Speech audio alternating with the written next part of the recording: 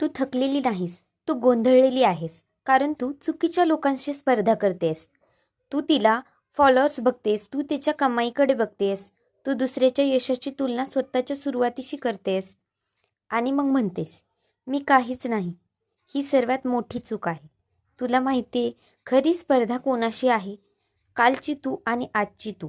जर आज तू कालपेक्षा 1% जास्त धाडसी झालीस तर तू जिंकलीस. जर आज तू कालपेक्षा 30 मिनिटं जास्त मेहनत केलीस तर तू पुढे गेलीस.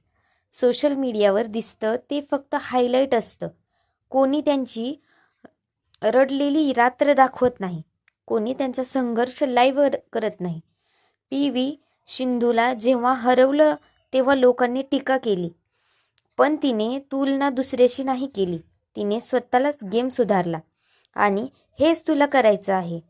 तू आहेस हे बोलून काही फायदा नाही जोपर्यंत तू तुझं काम